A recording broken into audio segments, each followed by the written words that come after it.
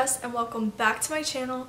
Today I figured why not do a get to know me video so my friends and my viewers can get to know more about me. So before you guys do that, please like, comment, subscribe, follow me on all my social media, and since I know you guys did that, let's move on to the video. Some of the questions that I'm going to be reading are ones that I have either been asked or they're just random ones that are on this tag. So I figured why not just put them in here. So the first question is, what is your full name? So my full name is Jessica Brianna Leone. What does your name mean?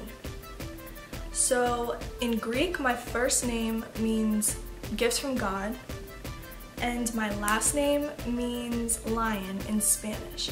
So believe me, when I was younger and even to this day, when I tell people my last name, they roar at me.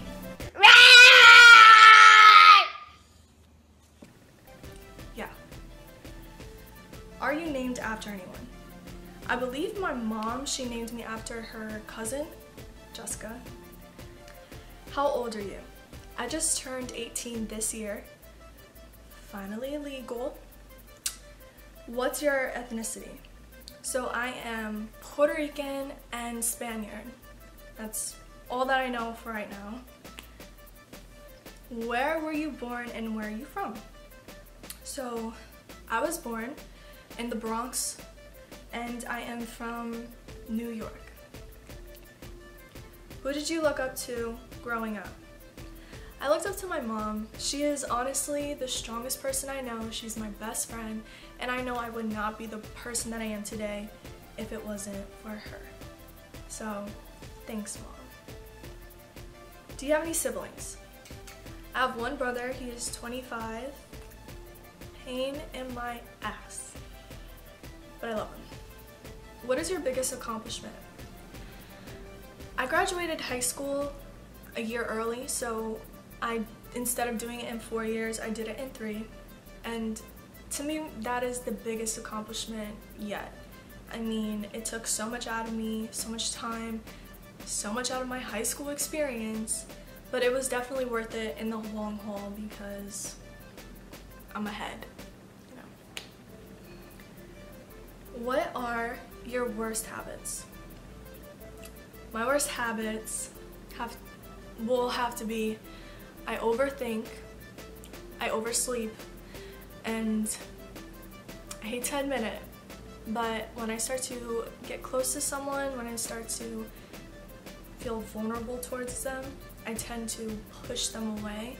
And it's such an awful habit of mine, like I know it is, but I still do it. But I'm working on it. I'm trying hard to stop doing that. Because some of the people that do come into my life are really good to me, and I don't want to lose them.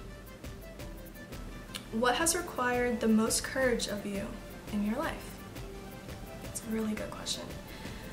I would have to say this, getting in front of a camera, putting myself out there, also getting on stage performing, that took some balls, but you know, I wouldn't change it for the world. I love it. And it's such a natural high, and I love just being able to relate with people, you know? Are you most likely to avoid conflict or engage it head on? I would have to say I engage it head on. If I have a problem with something or a situation, I don't like to just sit around and let it linger and let it be like the elephant in the room. Like, I hate it so much. I call it like it is, call people out, and I'm just really honest. I'm really real with people, but in a respectful way, of course. But I will have to say, I engage it head on. Are you single or taken? I'm gonna have to say I am single for now. What do you find attractive in a person?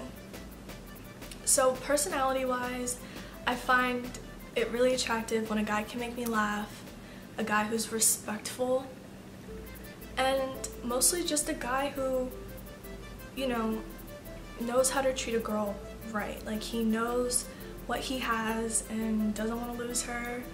You feel? Yeah. And I want a guy who's really humble. What is a huge turnoff in a guy? A guy who is all about himself. And like, I don't know if it's just me maybe, but when I first start talking to a guy and if he starts talking about sex right off the bat, I'm sorry, that is just like not cool. And it's a huge turnoff. It's no.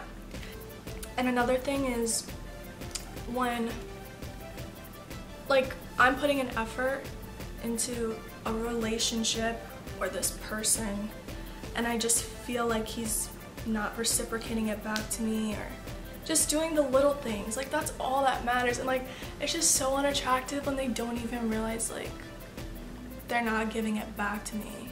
You know what I mean? I don't know, maybe I overthink everything, but it's like you used to do things a certain way and say things to me and then all of a sudden I'm the one doing it. It's like, ugh, such a turn off. Anyway, ideal first date. I don't really have an ideal first date right now, but I know if I was with the person I wanted to be with, then I'd be happy with anything. But if I had to think of one right off the top of my head, it would be like going to the beach, watch the sunset, eat pizza, and maybe like look at the stars and talk about the future, and yeah, just like get some love, you know? What has been the hardest thing for you to face or learn? Definitely the fact that not everyone is going to like you, not everyone is going to have the same heart as you, and that's just something I've learned tremendously. Also, don't have high expectations because people can and will let you down, and in the past I have let that affect me so much, and I have gotten so thick-skinned from stuff like that at this point that like when it does happen, I'm just like, well, saw it coming. But yeah, that's what I learned. Not everyone stays. It's sad, but it's true. Alrighty, that was like really deep. Like, this is pretty deep. Now I'm gonna get back to like the normal stuff. Cats or dogs? Definitely dogs. I love them so much. I used to have a Chow Chow when I was younger and a teacup Yorkie. Tea or coffee? Definitely tea. For some reason I just don't like the taste of coffee yet. Who knows, like as I keep getting older, my food palette has changed tremendously. Things I thought I'd never eat, I'm eating now, so. And that is all the questions I have for today. If you guys have any more questions like that I haven't answered, like feel free to DM me. I love talking to new people. And yeah, please like, comment, subscribe, follow me, and I hope you guys enjoyed the video.